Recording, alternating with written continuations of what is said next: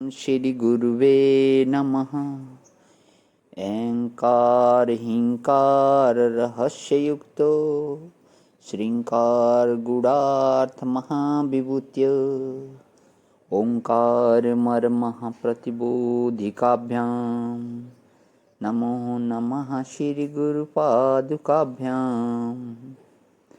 ओम शांति शांति शांति।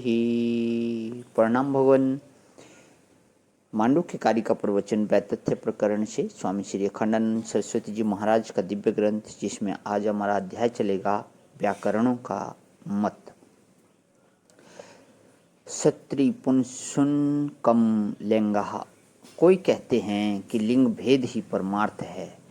वैसे इस बात को ऐसे देखें कि नर मादा परमार्थ है। व्याकरण की बात तो बिल्कुल छोड़ दें। वैसे व्याकरण का अर्थ होता है किसी मूल धातु को विशेष आकार में प्रतिष्ठित करना। वि माने विशेष और आकरण माने आकृत्यापादन। किसी भी मूल धातु को विशेष आकृति देना, यह देने की पद्धति है, उसका नाम हुआ व्याकरण। जैसे कुम्हार व्याकरण करता है। कैसे व्याकरण करता है? मूल धातु मिट्टी को विशेष आकृति देता है कि यह घट है या स्कोरा है। यही व्याकरण है। उपनिषद में आया नाम रूपे व्याकरण व्याकरवाणी। कुम्हार रूप का व्याकरण करता है और व्याकरण लोग धातु का नामकरण करते हैं।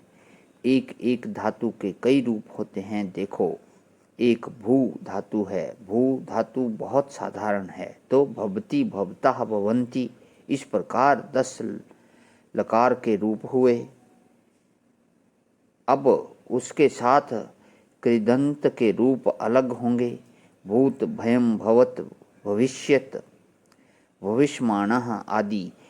अब इनके भी किसी का सर्वम की तरह और किसी का रामः की तरह रूप चलेंगे। फिर इसके स्त्रीलिंग रूप होंगे व्या व्यावृत्ति भविष्यन्ति आदि। और फिर इनके तद्विधा रूप होंगे, तब और विलक्षण हो जाएगा। माने 2000 के करीब धातु हैं और एक एक धातु के कोई 2-2 लाख रूप बन जाते हैं। इसको व्याकरण बोलते हैं। माने एक भू धातु को 2 लाख विशेष रूप में करने की जो प्रक्रिया है, उसका नाम व्याकरण। नाम रूपे व्याकरण वाणी। ईश्वर ने संकल्प किया कि हम नाम बनाते हैं। ऐसी व्यवस्थित प्रक्रिया है कि उसमें कोई गलती नहीं कर सकता है।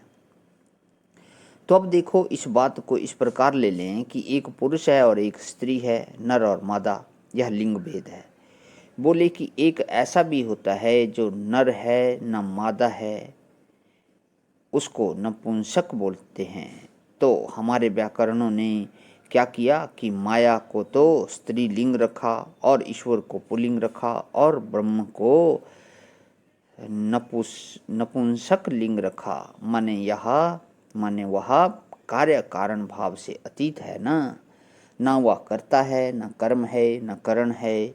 तो कर्ता कर्म करण भाव से अतीत होने के कारण ब्रह्म नपुंसक लिंग है। वह न नर है न मादा है। देखो, पणिनिका एक सूत्र है, अपवर्गे तृतीया। तृतीया माने नपुंसक प्रकृति।